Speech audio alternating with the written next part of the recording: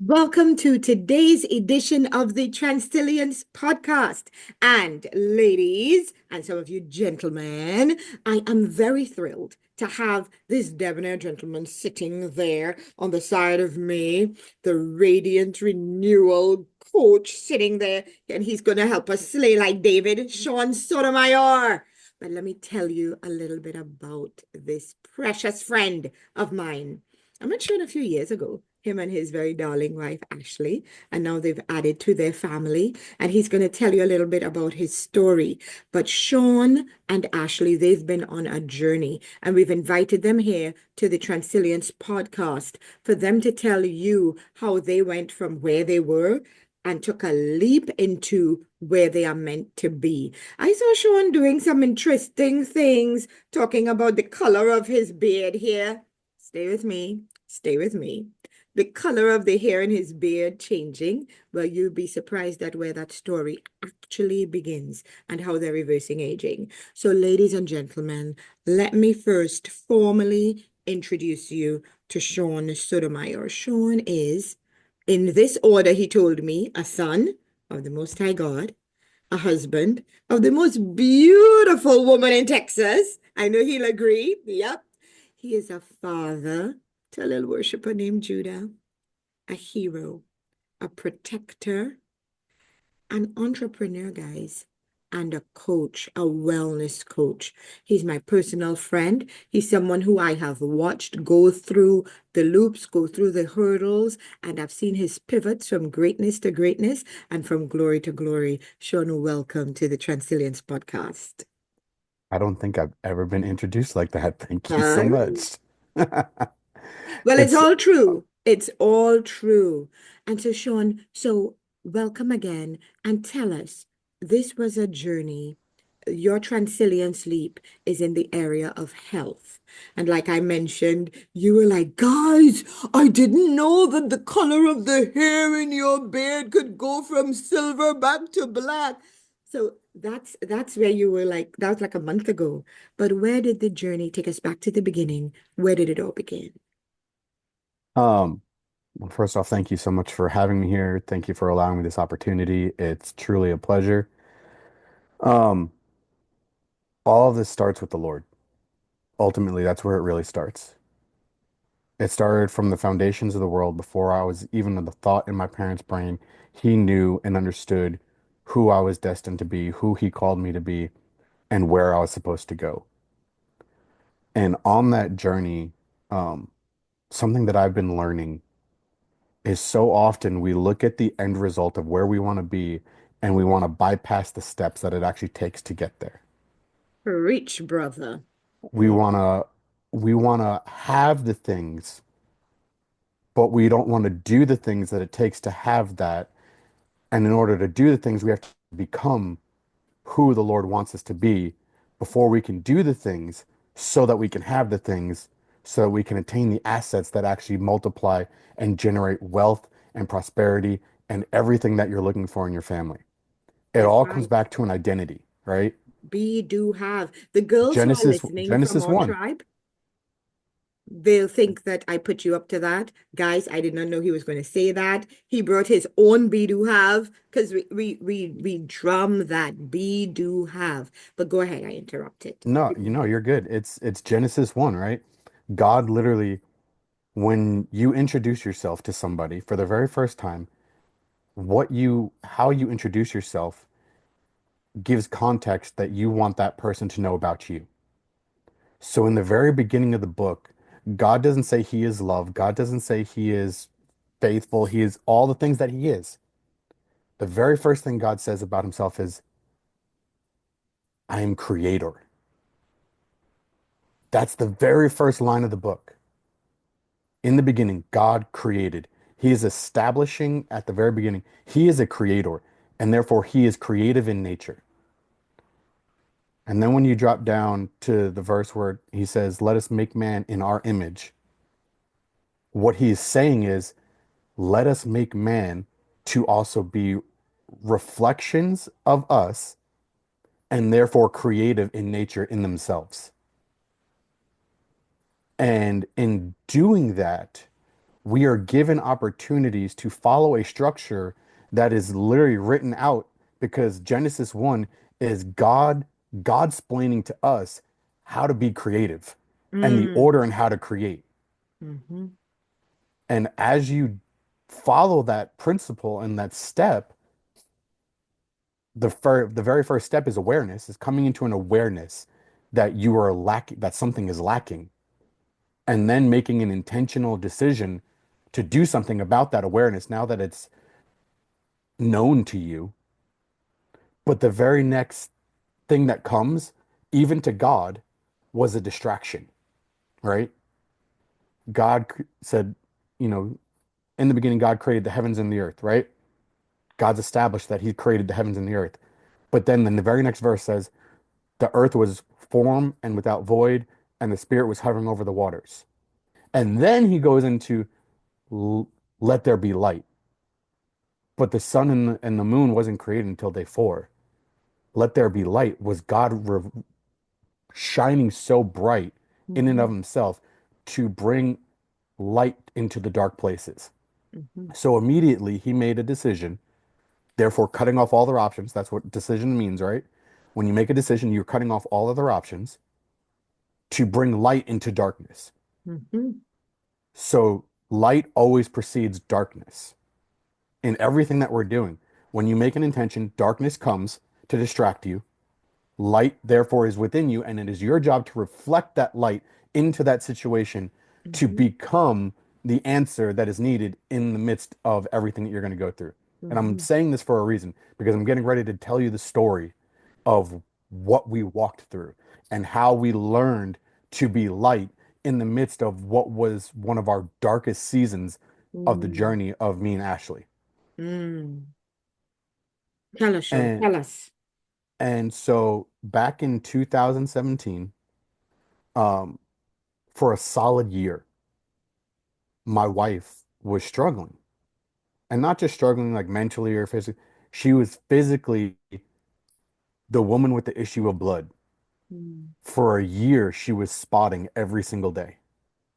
And for women, you understand how uncomfortable that can be, how annoying, how frustrating to constantly have to be dealing with that every single day and not have an answer to why, what's going on. And most people will be like, oh, well, why didn't you just go to the doctor? Why didn't you do this? Why didn't you do that?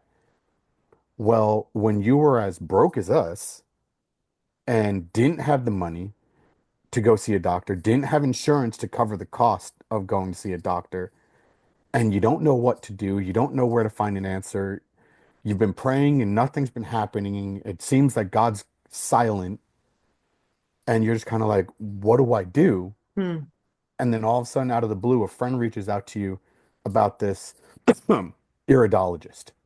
And if you don't know what an iridologist is, they're someone who studies the eyes and can look at your eyes and tell you what's going on inside your body.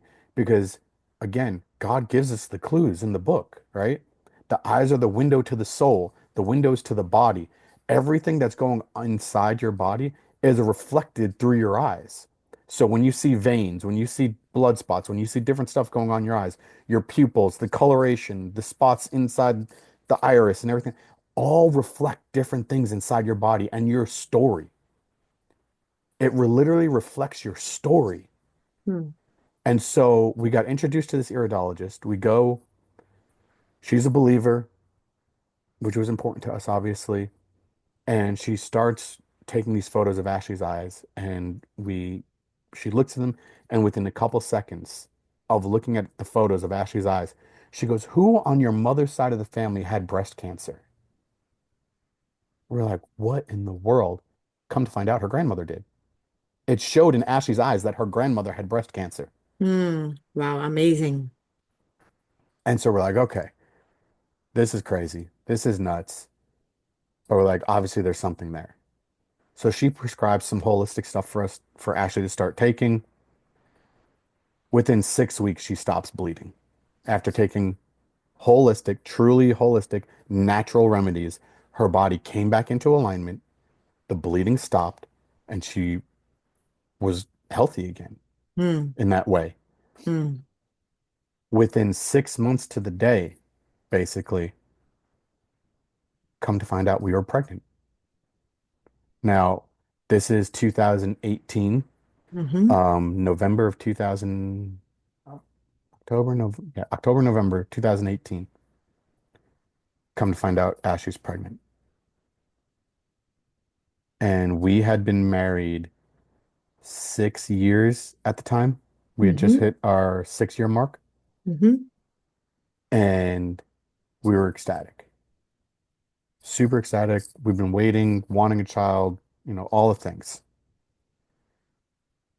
And December of that year, I'm in my own prayer time with the Lord. I'm getting ready to go to bed. And I just hear the Lord whisper to me, Sean, will you trust me with your wife and with your baby?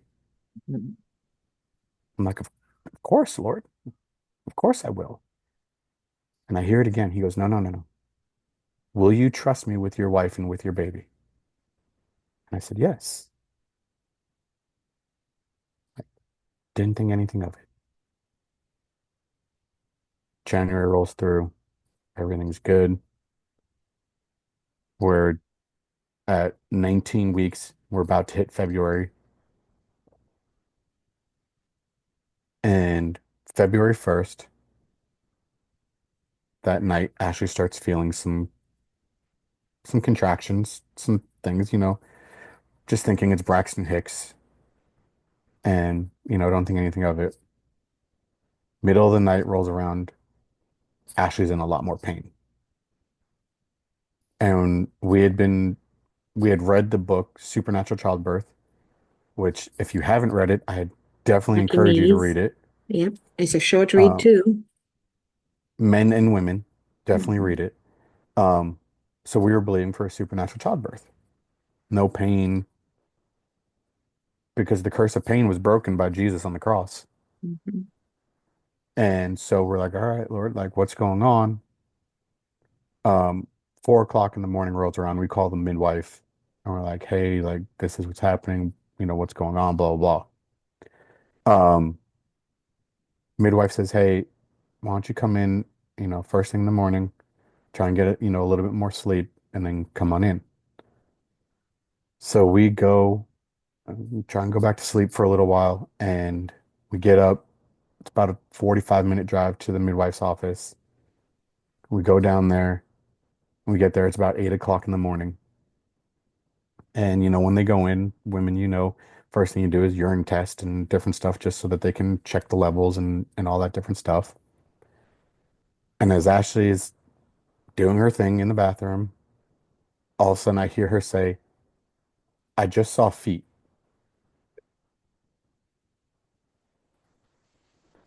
And my heart just sinks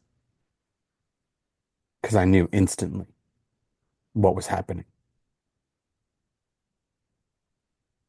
Everything proceeds. She comes out. Obviously, Ashley gave birth to our baby in the toilet, unfortunately. Um, and that was definitely one of the hardest moments. And the midwife, you know, because mind you, we're 19 weeks at the time. We were supposed to find out the very next week what we were having. So the midwife asked, do you want to know what it is? And I'm like, of course. And she says, you have a son. And then she asked me, she goes, do you want to hold him? I was like, of course. So she gets him, cleans him up, and hands him to me. And he fits in the palm of my hand. And this is where I knew something shifted in me on a personal level to know where I really stood with the Lord and where my faith was at. Because as most of you are hearing this, and most of you may have even experienced this, most people, I believe, would say, God, how could you let this happen? Why would you let this happen? Why did this have to happen? And that's justifiable questions. But that's not what came out in that moment. In the midst of what is supposed to be a dark, scary, grievous moment, thankfulness came out. Because the very first words that came out of my mouth was, God, thank you for making me a father. And then looking at my son, I said, thank you for being my son.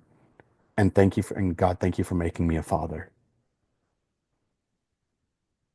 Even though I don't get to raise this child on earth, even though I don't get to experience all the joys that I would get to, that any father would want to have with their son on this earth, you still established me as father Mm.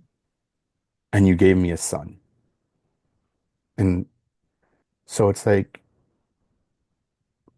that shook me in that moment because it showed me something that I didn't even know about myself. Like I knew I believed in the Lord, but people always say it's like, well, you don't know until you go through it, right? Until Mm. you have that experience, Mm. until you've walked through something, you don't know what your response actually would be. You could say what your response would be, but is that really what's going to come out of you? Is that really what's on the inside of you? Is that what you truly believe at your core? Mm. Will you bleed what you actually believe? Yeah. And in that moment of darkness, that's what came out. And I knew I am rooted on the rock. Wow. Wow. The next morning, it was amazing because I literally go to sleep that night as best as I can. And I wake up in the morning to my spirit man singing, and I'm physically singing out loud. Bethel's Victory album had just been released. And I literally wake up singing the song from Jen Johnson, Goodness of God. I literally woke myself up singing, I lay my life down. I give you everything because your goodness is running after me. That's what my spirit man woke up singing the day after my son just went to be home with the Lord. Because again, I didn't lose him. I know exactly where he is. He's in heaven. He's exactly where we're all trying to go and get back to.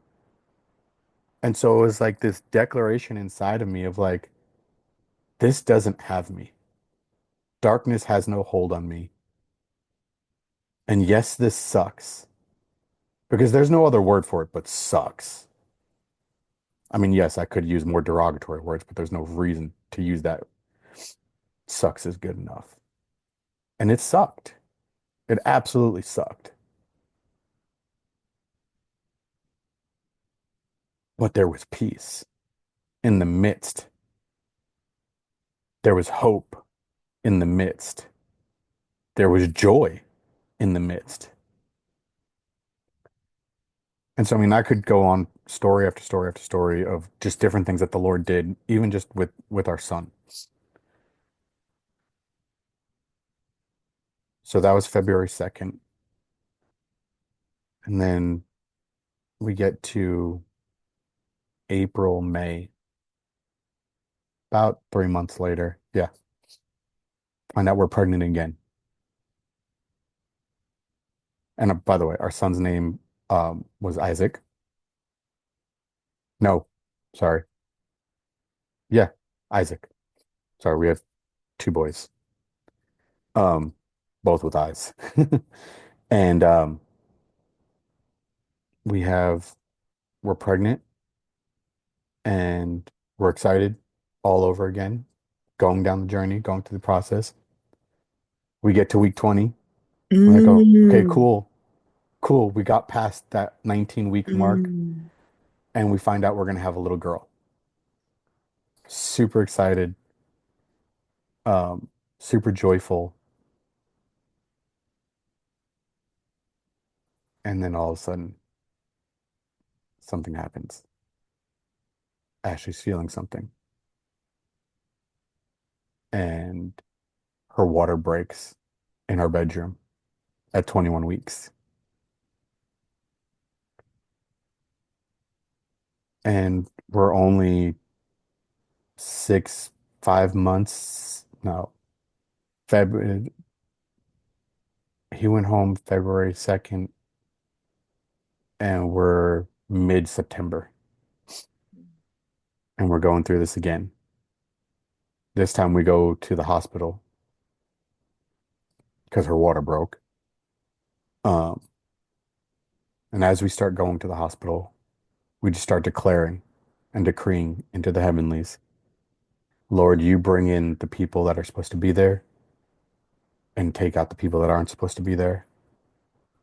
And we just give this to you. We trust you. We honor you. We're going to partner with you. And I set the atmosphere. Had worship music playing as we're driving, as we walk into the hospital. Like I literally had my phone just playing music. I didn't care if it wasn't allowed. I was maintaining an atmosphere everywhere that we went. We get into the hospital room and just relying on the Lord, trusting Him, giving it all to Him. And we just set the atmosphere. The funny thing is as we were getting to the hospital, we didn't know this. It just happened to be shift change. So the people that weren't supposed to be there were leaving, and the people that were supposed to be there were coming. Exactly what we prayed.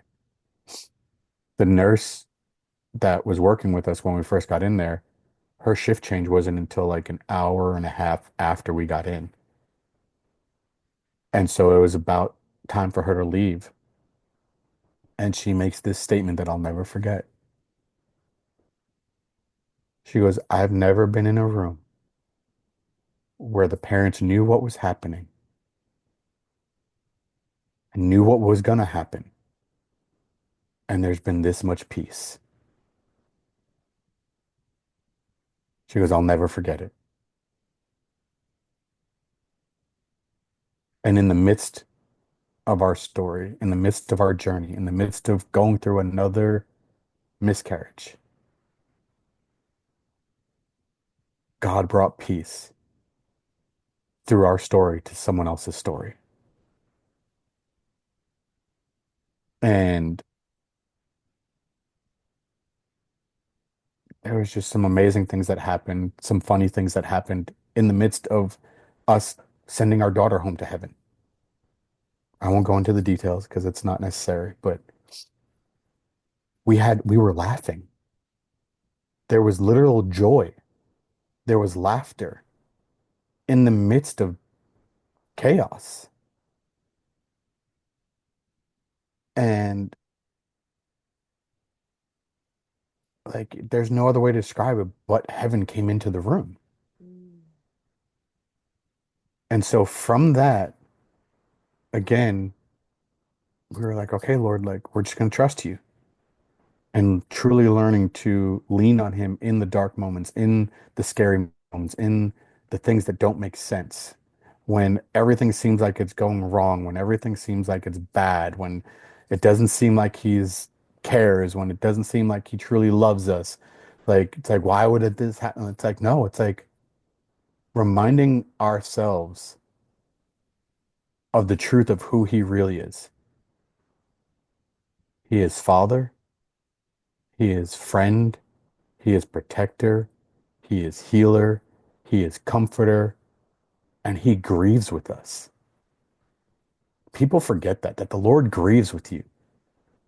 Even though it's the shortest verse in the Bible, there is a reason why Jesus wept was put into the book.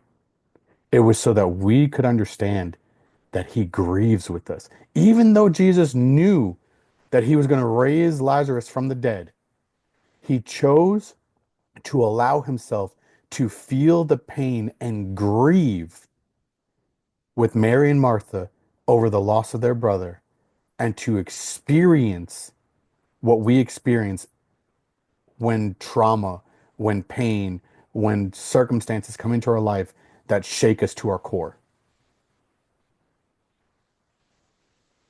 He understands. He's not just some God who's like, oh yeah, like you can heal from that. You can, no, he's like, no, I know the pain. I lived it with you. I showed you that I feel it. I carried it. and then decided to go to the cross and carry all of it. Mm. Like, that's amazing to me. Like the pain, the grief. That's why he says, my burden is light. Take off your heavy yokes and put on my yoke because my yoke is easy, my burden is light. Because I'm carrying your pain. I'm the one who's carrying your grief. I'm the one, I'm the footsteps in the sand that when all of a sudden there was two and it goes to one because I'm carrying you. I'm carrying you through. You're not in this alone. I'm carrying you through. And yet we think we're alone and we think it's our footsteps. And it's like, no, no, no. Mm. When you lean not on your own understanding and trust and acknowledge him in all your ways, it's his footsteps that we're seeing. Mm. It's him carrying us through. And so then from that journey, it brought us into a season of we started looking inward and it's like, okay, Lord, it's like, what do we need to do to heal? What do we need to do to be prepared to carry to full term, to have a child, to be able to provide for that child, to do all the things that you're calling us to do? So we started on a journey, which is where we ended up meeting this lovely woman of God, Miss Amber Joy Daniel, um, in a kingdom entrepreneurship program that began a series of decisions and choices that shifted the trajectory of mine and Ashley's life. So let me just come in here with a few things. Such a powerful story. I just didn't want to step on it and interrupt at all. No, you're But good. so many people say, "Oh, men will never understand. Men will never get this. Men will," and um, you are sharing your experience, your wife's experience with such you're not being overly emotional or anything, but those feelings are definitely coming through. And as a woman who experienced miscarriage myself and multiple ones, um, the atmosphere, that peace, that atmosphere of heaven is coming through even now on this call. And so I just want to, let anybody who has experienced these things know that there is help and there is hope. So keep listening. If the first part has been triggering for you and it has caused you to remember some things that maybe, you shut away just so you can handle life, I want to say just stay with us. Stay with us. Sean, as you were speaking, I was saying, my goodness, if the father, the husband, could experience and express it like this, how much so Jesus? How much so Yeshua? And so we're now to the time when we met. And at that time, the challenge you guys were doing was atmosphere shift. Hmm. You all were doing shift the atmosphere then. All right, so take us from there to the rest of the story. So we growing up as a believer, you understand Christianity, you understand going to church, you understand all that stuff. But there's a big difference between being a believer and stepping into the kingdom of heaven.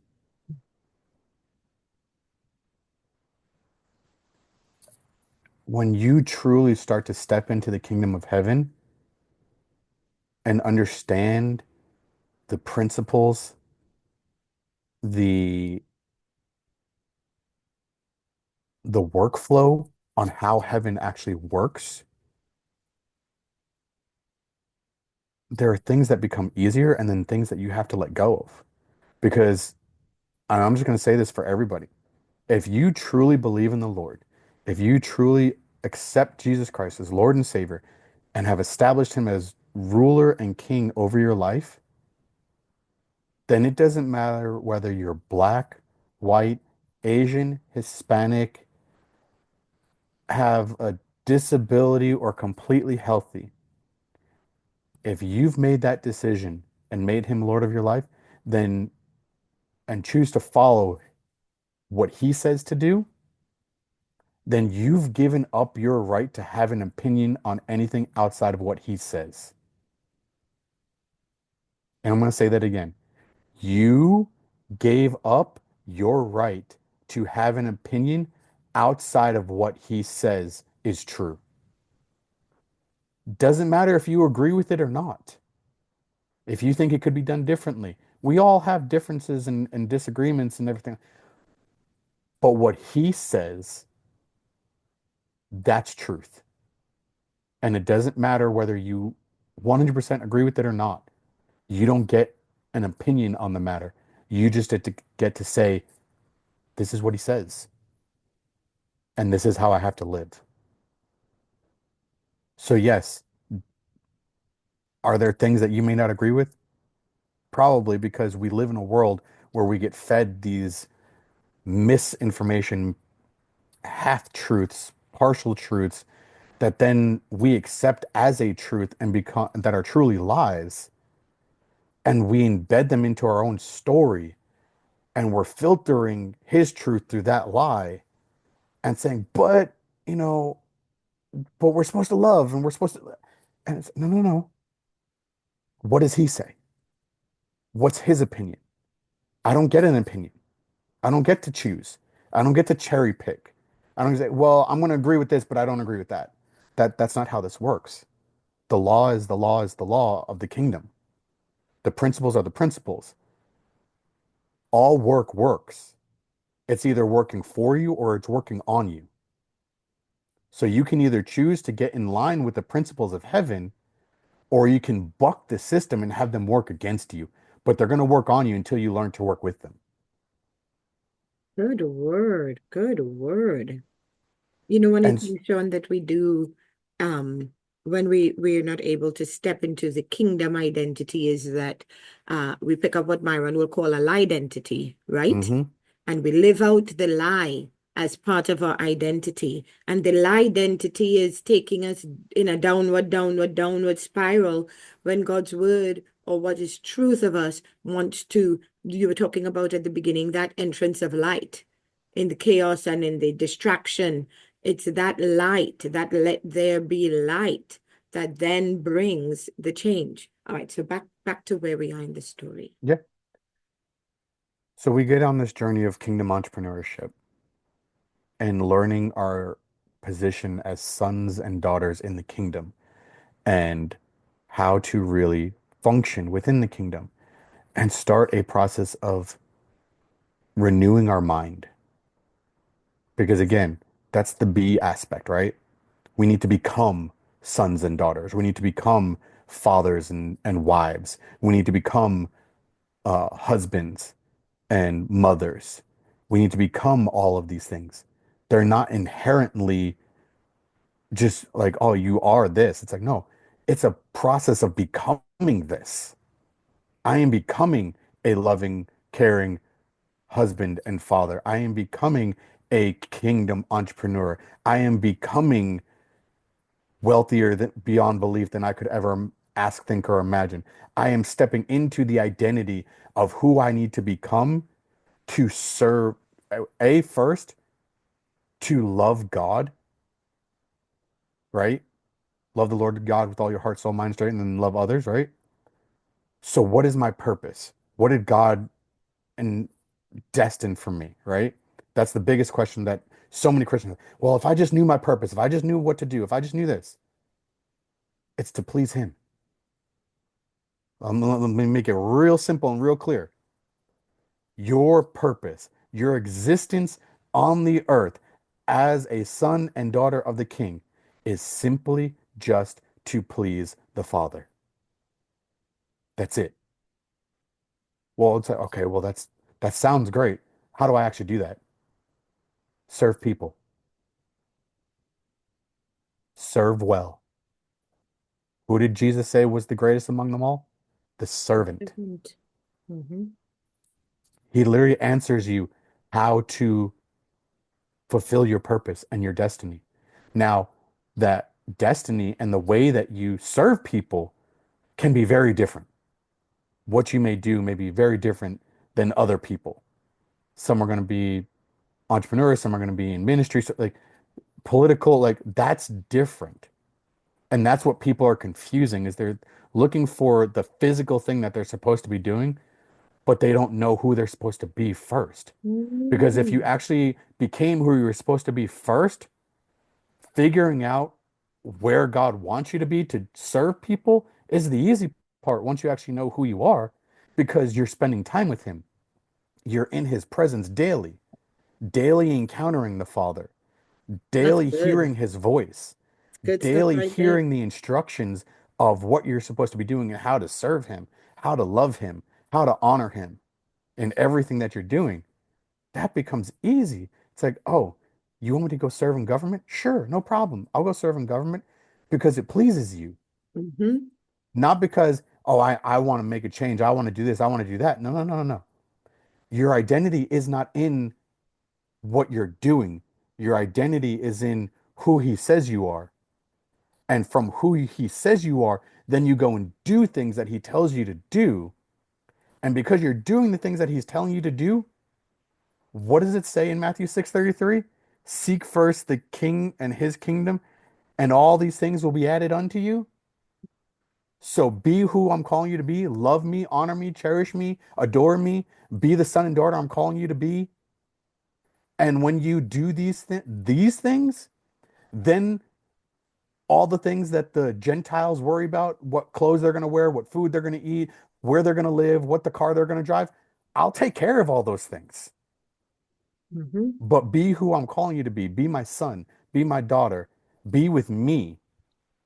Know me as father, as king, as lover, as friend. Know me intimately, and I'll tell you where to go. I'll tell you what to do because you'll my sheep know my voice. And when I call, they answer. Hmm. And so as we step into this, as we journey into this process with him, we become, and it's much easier to do when we're with him and we've become who he's called us to be. Because then we get to have the things that he's desired for us to have. Because guess what? Having riches and having monetary things is a desire from the Lord. God gave it to you. Let me just break that lie that, you can't have things and you can't be successful and you can't have finances and it's holy to be poor. No, no, Oh, no, and no. I'd rather have Jesus than silver and gold. Yeah, You can have Jesus and have silver and gold. Have you ever read of yeah, Solomon? yeah. Solomon was asleep when his spirit declares to the Lord, give me wisdom and understanding. From his sleep, he says that. And God answers him, because you've said this Mm. from your spirit, from your sleep, not only will I grant you this, but I will make you so wealthy beyond the world's imagination, no one will ever even come close And long life. Hmm. and extend your life. Yep, long life and prosperity. So why do we think we have to be poor? Why do we think we have to suffer in all, like, yes, there are sufferings that come and there are seasons that we walk through, but it doesn't mean that that's what we have to stay in. Hmm. We can still go through a hard season and still be financially taken care of Hmm. beyond what we need. Because when you actually think about it, the richer you become financially, the more it impacts the world around you. Myron talks about it all the time, right? He says because of how wealthy he is, not only does it affect him and his family, but because of that, the lifestyle that he chooses to live, he gets to employ other people to walk in the destinies that they're called to walk in Hmm. so that someone can wash his car, someone can clean his house, the pool person can come, this, that, and the other people. It's blessing other people. And It's not just about families. you, Yep. it's blessing people beyond you Hmm. because of the wealth that you walk in, because of the finances that you walk in. You are now able to bless others. And people are like, oh, well, he's just paying to have that. Yeah, because he walks in an abundance because he seeks first the king and his righteousness, and the king adds on, and there is no sorrow. And then he is now able to bless others for the things that they get to serve in. Hmm. A workman is worth their wages. That's right. And So so, now he gets to Sean, pay someone for that. yeah. How has this happened for you guys then? That you are able to serve others and bless families then? And how does that connect with your journey? It connects in so many ways because in this journey of learning, first my identity as an entrepreneur and as a son in the kingdom, and it's teaching and understanding how our mindsets really need to shift from this model that's been taught about school and everything like that, and how we're supposed to just be these worker bees versus thinking outside the box of how can I expand the kingdom of heaven and impact people's lives through the journey that I walk, Hmm.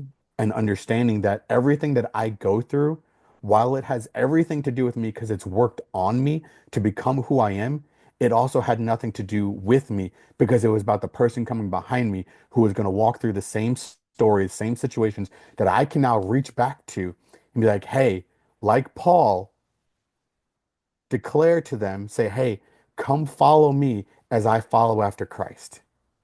Hmm. I get to be the example of Jesus to you in this moment and be your footmarks in the sand as I help carry you through this season because I've walked your season already. I've Hmm. gone through the hardships. I know the pitfalls on the left and the right. I've seen the temptations that come when this thing comes and that thing comes, and how to overcome and be more than a conqueror in the midst of a dark situation, to be the light in the midst of darkness. Because guess what? There's no level of darkness that can put out a light. Hmm. Because That's right. the That's moment right. light walks into the room, It it shines displaces. brightest in the darkness. Yes. And so we know that you have a daughter, so Hmm. that you've been successful in Hmm. light has broken through. And Yep. but what else are you doing? I know that you can help those who have walked through, like we said, the world of miscarriage, the world of loss in that way. But what else is happening in your world now? So because of going through this journey of miscarriage and then birth with our daughter, our now 2-year-old daughter, Judah Rain, um, which was an amazing story, amazing journey, amazing adventure, and continues to be an adventure every single day with her. She's a Um, beauty, guys. She's the cute. She's a cutie. um, it caused us to really start looking holistically at health and really start understanding how to heal our bodies the way the Lord designed us to heal. Because he says in his word, the the leaves are for the healing of the nations, right? The plants, Mhm. everything that is available to us is for the healing of the nations, for the healing Now, of the I heard that people. most quoted in the Caribbean in reference to cannabis. And the voice they say, but the Bible said the leaf of the tree are for the healing of the nations. And Uh-huh. it's Trinidadian boys speaking with a Yep. Jamaican accent because they want to justify their cannabis use. But I digress. Go ahead. You're good. But there is a level of truth to that. And so it's like, okay, if God designed everything from the beginning and knew that we would need healing, knew that these things were available, how can we understand what it is that we need? And so we started this journey again with the holistic doctor, the iridologist, of taking supplements and taking different things to start healing the body naturally. And so we've kind of stayed on that vein for a while. And it just kind of has helped us understand how the body responds when the right elements Mm, of what God designed are mm, introduced back into the body, mm-hmm, how to take it from broke, busted, and disgusted mm, to healthy, whole, and complete. mm-hmm. And it's still in process. Mhm. Because guess what? We live in a world that's broken. We live in a society that feeds ourselves garbage. So just because you get on a journey of healing with holistic processes doesn't mean instantaneously your body's overnight going to go, oh, I'm completely healed now. You mean you don't just instantly go from having gray hairs in your beard to having black ones? Used to be a lot No, grayer in your beard. no, you don't. It's a process. And that's the beautiful thing is with the Lord. Everything is a process with him. He enjoys the process. He enjoys walking the journey with us and showing you more and more glory to glory, further and further, advancing your knowledge, getting to know him more and how he functions in and through your life in everything that you're doing. So we started this process of healing our bodies and um, it was great, but we weren't seeing all the benefits yet that we were wanting to and all that stuff. And a friend of ours happened to get online one day and share a testimony. Mm. And she introduced something to us that kind of like really sparked something. And it started me on this process of really understanding light and why light is so key. And when you actually take it back to the Bible, again, God is God is light, right? He literally declares himself like the next thing he's like, let there be light. Hmm. And he shone bright. Like he is the light. He is everything. And then in what was it, First John 1, 4, and 5, it basically declares that Jesus is the light of the world, right? So God is light, Jesus is the light of the world And it also says, in him is no darkness at all. at all. And we are made in his image and meant to be the reflections of him on the earth, right? Hmm. So that means that we are light. Hmm. We are beings of light. Yes. And do you know the CSI movies show us that on the crime scene Hmm. investigations, when there's blood somewhere, they spray it with this particular substance, they take the lights off, and what does the dried blood do? So the killer or the murderer or whomever who did this heinous crime, he may clean up the crime scene. They can't find any blood left, but the blood leaves a residue of light. But here's the crazy thing is, through the study of science, they are now finding that your cells communicate through sending light signals back and forth to each other. Like literally, Fascinating. our Tell us more. Tell cells, us more. it's not just electrical impulses, they're light signals. It's photobiomodulation. And it becomes this whole series of networks of signals of light being sent back and forth on how our bodies communicate. Wow. And so we are literally beings of light. We are infrared, like if you put on an infrared camera, you can see that you are different levels of heat, which is infrared light. When the sun hits you, the heat that you feel, that's infrared heat. That's a light wave. When you start tanning and it's causing your skin to get darker, that's UVB rays. Different rays of light affect the body. Which I'm like, oh yeah, you hear it all the time, but then because of skin cancers and all this stuff, they try and make the sun into a monster. It's like, oh, you have to wear all the sunscreen, you have to cover yourself. Like, don't be out in the sun too much. And it's like, yes, there's an aspect of truth, but you're throwing out the Yes. baby with the bathwater Natural because source the of sun, vitamin D. Yeah. well, not just vitamin D, but do you understand like how vitamin D actually even is formulated in your body? It's through UVB. So when you're wearing sunscreen, what is the purpose of sunscreen? To block the UV rays. So you're actually, when you're putting sunscreen on, you're blocking your body's ability to absorb and to create what it needs to create vitamin D.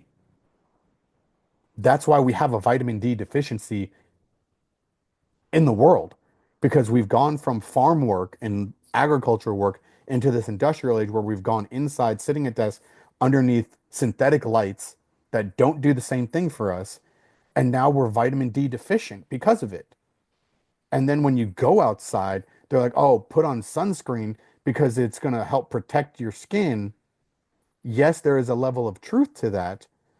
But A, now you're putting on synthetic chemicals that are being absorbed by your body's biggest organ Your and therefore integumentary causing system. Yep, hormone the skin. disruption Yep. and brain imbalance and Mm-hmm. all these other things that become of that. And I'm not necessarily against sunscreen, Understand. Mm-hmm. but there is a level of where you can find cleaner sunscreens that after you've spent some time in the sun, then it's like if you know you're going to spend hours and hours out, then okay, you might want to apply a little bit. But there is an aspect where it's like, going out in the afternoon is actually good for you to go out and get in the sun and Mm-hmm. get those sun rays. Fine Because for red. Mm-hmm. little known fact, you don't absorb vitamin D all day long. Mm. There's only specific timeline of when vitamin D is the rays that are needed to produce vitamin D in your skin, because your skin takes those rays, converts it into something else, it sends it into the liver, which therefore creates a certain chemical reaction that then sends it to the kidney, that then creates another chemical reaction that then creates vitamin D. That's the actual process. But the only time frame that your body can actually absorb the rays for vitamin D is when your shadow is smaller than you. Wow, I did not know. Yeah. Your shadow actually has to be either the same height or smaller than you. That's when you have the right rays at the right time to absorb vitamin D. I know I'm going to be, it's a sunny day outside.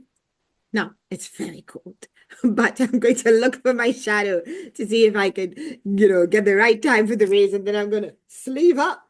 Yep. But it's a leading cause of cancer. I mean, like not cause, but if we would get more sunlight, there'd be a whole lot less cancer. And so it's a catch-22. So tell us more, Sean. What are you into now that is teaching you all of this? What are you finding? What are some of the results? So we've gotten into this whole new system of studying and understanding light and what it's doing for the body, what it's doing for people, what it's doing for their health. And Amber has so graciously alluded to this multiple times now that my beard is not as gray as it used to be. And so we've been on a journey for the past few months of understanding how to leverage the power of the sun so that we can restore vitality and start reverse aging. Wow. Wow. And that's the journey that Ashley and I have been on for the past couple months since our friend introduced us to this testimony that she had, that she experienced from starting the process of a light therapy journey that she's been on, where she went from at 8 years old, had crushed both of her ankles jumping the staircase. And since she was 8 and she was 36 at the time, had to wear house shoes constantly because she couldn't walk barefoot without pain. Right.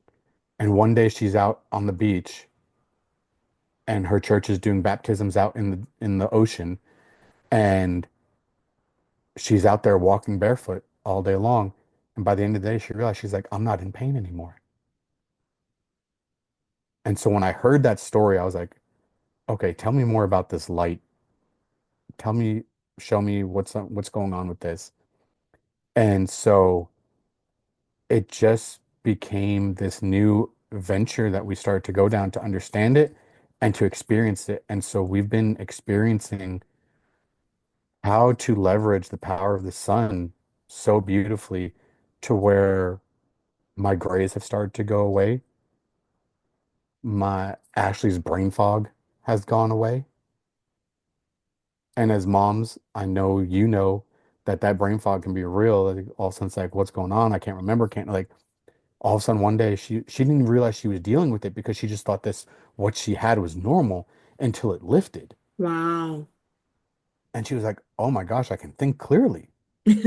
Wow. I remember when I was doing my doctorate, because I was pregnant and finishing up my doctorate, and my advisor said, "Now, Amber, you have to be patient with yourself because pregnant brain is a thing, you know." And I would have loved to have then this light therapy, this light. Yes, so go on, tell us more. So yeah, so I was like, okay, this is working for us. And so I reached out to a couple people, started sharing what I knew about it with them, and they started implementing these same things. And as we've done this, the benefits of what they're experiencing have been phenomenal. Um, I'm gonna see if I can get him to share this publicly. Um, but I'll just let you guys know we are running a challenge next week on this whole process, this light therapy to understand how light affects your metabolism, how it affects your heart health, how it affects your sleep, and how it affects your skin and aging process. And I'm going to see if I can get my friend, who we've had doing this now for a couple weeks, or he actually started in November, using this system that I gave him. And within a month and a half, he's dealt with neuropathy for 6 years. Within a month and a half of doing this protocol that I gave him to do, the pain left. He literally texted me. He's like, bro, he goes, for 6 years, I've been walking on fire and glass, and I have no more pain. Hmm. There was no supplement that he was taking. There was no extra crazy things that he had to do. It was just a simple protocol that he partnered with, that I introduced him to, that helped him align his body with the way God designed it to heal with using a light therapy system. And all that comes from understanding how light works and how the sun affects the body, how different rays, how different sunlight, how different waves of light affect the body.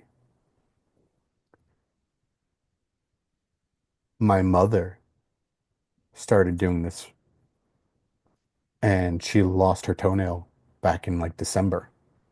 Toenails take a year to like really grow back. Mm-hmm.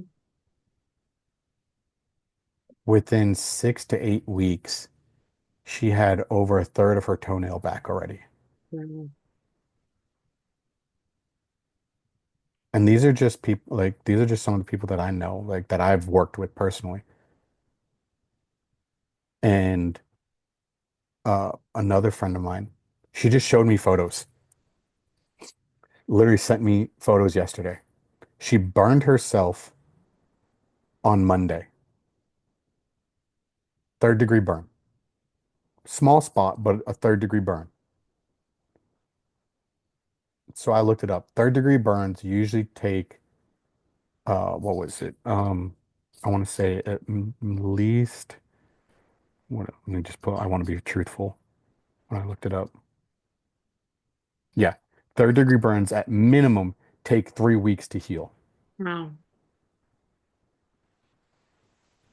That was Monday that she got burned. She texted me yesterday, and you could see that there was something, but it was all, the scars were almost already going away after just 4 days. Wow. Wow. Wow. Yeah, it's amazing. Like, that's insane.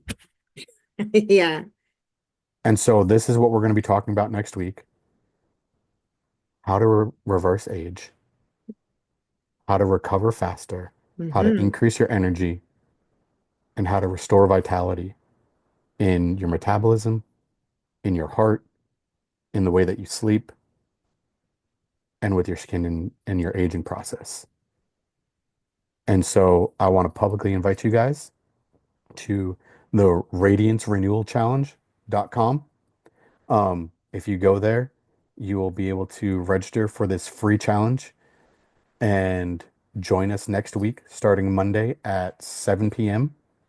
We'll go live for about 30 to 45 minutes each day.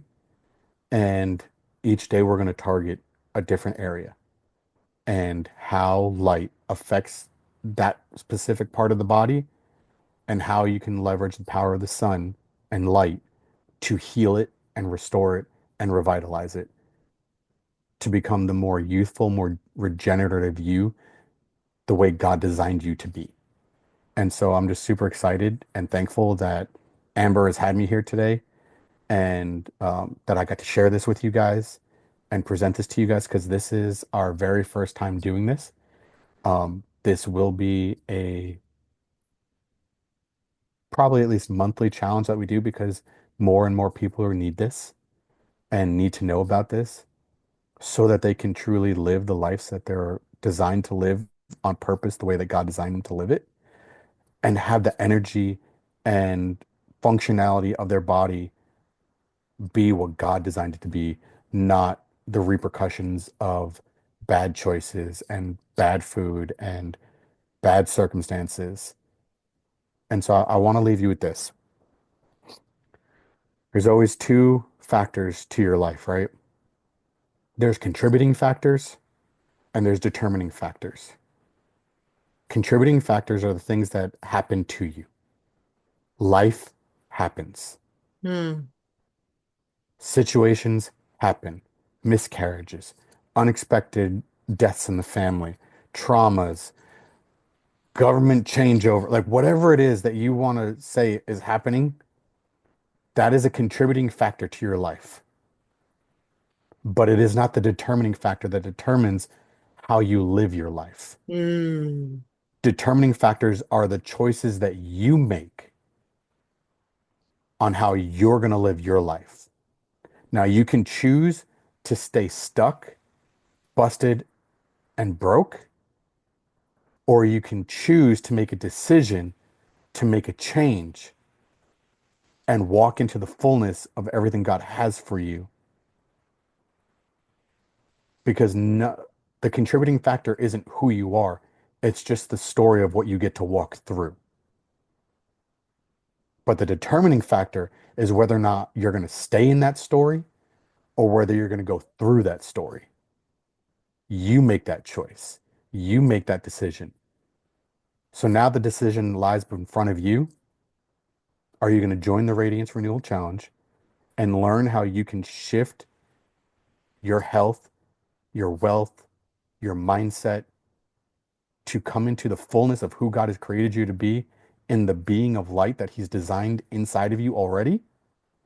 Or are you going to stay in this place of good enough? It's good enough for me here. It's good enough for me there. I'm not okay with good enough anymore. I've chosen to go on to the better things, the higher things, to go from glory to glory. And I want to take you on that journey with us. So come join us at the radiancerenewalchallenge.com. And I look forward to seeing you guys next week. All right. Wow. So, so good. So, guys, again, it's theradiancerenewal.com. And there Challenge, you the can, Radiance Renewal the Radiance Challenge, Renewal Challenge.com. And there you can sign up. And it starts on Monday, guys, at 7:40 p.m. 7 p.m. 7 p.m. It's at 7 p.m. Central Time. Yep. 7 p.m. Central Time, the Radiance Renewal Challenge. Go there.com and sign up. I want to be radiant, reverse aging, look younger. I'm knocking on the door 50, and my daughter is only 4. I have to live long. I have to look youthful. I have to. Well, that's God's promises. We like this is another like little just tidbit real quick. God's word says that after he, you know, he established that we can live to 125. And the body was designed to live a lot longer than It that. was originally designed to live a lot longer than Yes, that. it's until But the because of deluge. After the deluge, yeah, all of a sudden God limited it to yep, 125. because they were bad dudes. But yet the average lifespan is between 75 and 85 And now, now. and it used to be between 40 and 60 back in the day. So yeah, We've yeah, we've gained some, but we're still not living to the potential that God has allowed us correct, to. correct. Why? Because we're not partnering with what God has designed our bodies to do in the way that He's designed us to. So we're losing out on anywhere from 50 to 40 years of Hmm. life that He has for us that we can live in fullness, Yes, not in not in dystrophy, broken, not in decrepit. agony, not in, No. yeah, not in So it's pain. like we're like Yes, all of a sudden you think it's like, oh, I'm 60 years old, my life is over, I'm old, blah blah. 60 was only supposed to be the halfway half. point. Yeah, people were still having children then. No, we're in the day and age where But 60-year-old pregnancies are becoming more and more little, popular. I don't know if you know this, but there was a study that I had seen recently that said that women that give birth over the age of 35 are 80%, or not 80%, um, are three times more likely to live to 90. I'll take Women, it. women that give birth over the age of 40 Yeah, I'll take it. are four times more likely to live to 100. I'll take it. That means I have to make one after the age of 50. Then I'll be six times more likely. But it's because of, obviously what it does to your body and what it brings the new Yes, life, though yes, the cells that body yes. produces Come because on, you somebody. share. Babies in our It's 40s, like babies in our we we 50s. we demonize women who have children at older. It's like they're geriatric. It's like, no, They say that they call it a that's geriatric birth, but I but don't that's look or not feel true. geriatric at Sh all.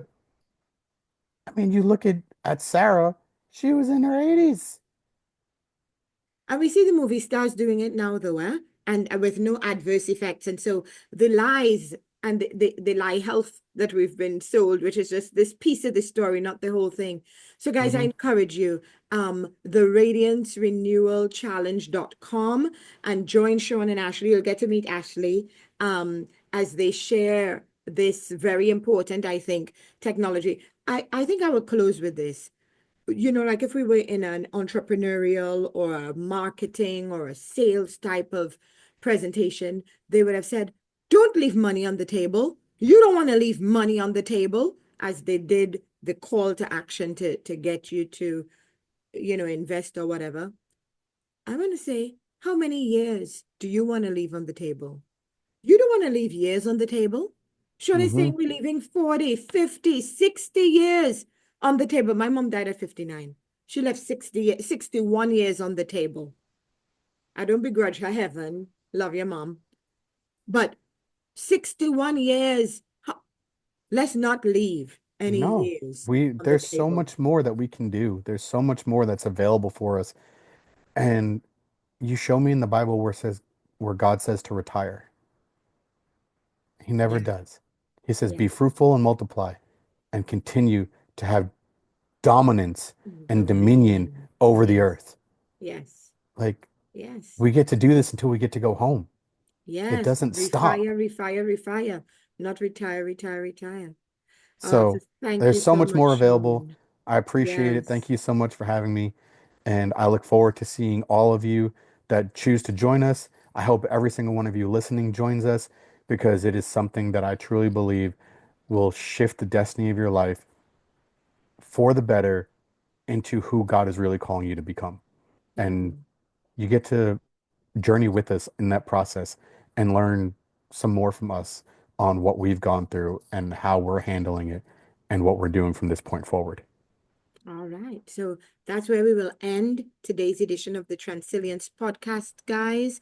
We say goodbye to Sean here, but we're going to meet him on Monday evening, 7 p.m. Central, in the Radiance Renewal Challenge.com. Go there now, register now. See you. God bless. Later.